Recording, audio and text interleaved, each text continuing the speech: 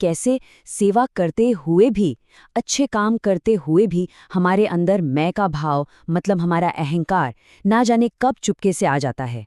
और फिर एक सद्गुरु कैसे उस अहंकार को मिटाकर हमें असली आत्मिक आनंद का रास्ता दिखाते हैं। अहंकार कब और कैसे इंसान को अर्श से फर्श पर ले आता है और ऐसे में सद्गुरु उसे कैसे संभाल लेते हैं, ये सिर्फ एक सवाल नहीं है बल्कि एक बहुत गहरी सच्चाई है। तो आइए इस कहानी के जरिए इस सच्चाई को महसूस करते हैं। यकीन मानिए ये कहानी हमें सिखाएगी कि अभिमान की एक छोटी सी चिंगारी भी कैसे सब कुछ पलट सकती है। तो इस कहानी की शुरुआत होती है एक बहुत ही नेक काम से, एक सेवा से। पर देखने वाली बात यह है कि कैसे इसी सेवा के बीचों बीच एक बहुत ही छोटा सा बारीक सा ख्याल मन में अपनी जगह बना लेता है। बात उन दिनों की है जब देश में सीमेंट पर कंट्रोल हुआ करता था, मतलब वो राशन कार्ड पर मिलता था। अब इसका मतलब क्या हुआ? इसका मतलब ये था कि जिसे भी सीमेंट चाहिए उसे सरकारी दफ्तरों के बाहर घंटों तक लंबी लंबी लाइनों में लगना पड़ता था। तो आप सोच ही सकते हैं कि माहौल कितना मुश्किलों भरा और सब्र का इम्तिहान लेने वाला था। और देखिए, इसी मुश्किल समय में संत निरंकारी मिशन के सत्संग भवन देश में कई जगहों पर बन रहे थे। तो इस नेक काम के लिए सीमेंट का इंतजाम करने की जो जिम्मेदारी थी, वो हुजूर बाबा जी ने पूज्य जोगिंदर सिंह जी कमल को सौंपी। ये वाकई एक बहुत बड़ी सेवा थी। अब इस सेवा को निभाने के लिए कमल जी को अक्सर सरकारी दफ्तर जाना पड़ता था और धीरे धीरे आते जाते वहां उनकी जान पहचान इतनी बढ़ गई कि बड़े अधिकारी से लेकर चपरासी तक हर कोई उन्हें पहचानने लगा, उन्हें बहुत प्यार और सत्कार देने लगा। और नतीजा ये कि उनका काम बड़ी आसानी से हो जाता था। और फिर इसी मान सम्मान के बीच एक दिन उनके मन में एक बहुत ही हल्का सा, एक बहुत ही बारीक सा ख्याल आया, एक विचार कि अरे, यहाँ तो सब मुझे जानते हैं, मेरा काम भी चुटकियों में हो जाता है। शायद ये काम सिर्फ मैं ही कर सकता हूँ। बस यही वो एक पल था जब मैं का भाव, यानी कर्ता भाव का अहंकार अनजाने में ही मन में घुस गया। और कहते हैं ना कि जो अहंकार मन में आया था उसका नतीजा आने में ज्यादा देर नहीं लगी। कहानी का रुख अब पूरी तरह से बदलने वाला था। एक ही पल में सब कुछ बदल गया।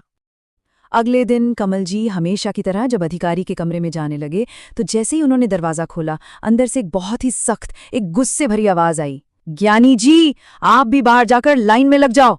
सोचिए, ये एक झटके जैसा था। जहां हमेशा इतना सत्कार मिलता था, वहां आज ये अपमान। कमल जी ने कुछ नहीं कहा, वो चुपचाप बाहर आए और लाइन में जाकर खड़े हो गए। और वहां खड़े खड़े वो मन ही मन सद्गुरु से अपनी भूल के लिए माफी मांगने लगे। उन्हें फौरन समझ आ गया था कि उनके अंदर जो कर्ता भाव जागा था, उसी ने आज उन्हें इस हालत में पहुंचा दिया है। और बस पछतावा से उनका मन धीरे धीरे साफ होने लगा। अब कहानी में आगे क्या हुआ, ये जानने से पहले एक बात समझना बहुत जरूरी है। वो ये कि सद्गुरु के वचन कैसे काम करते हैं। वो असल में एक दवा की तरह हैं, एक औषधि जो मन के हर रोग को ठीक कर सकती है। तो सद्गुरु कौन है? सद्गुरु वो है जो हमें सच से जोड़ता है, हमारे मन के सारे वहम, सारे भ्रम मिटाता है।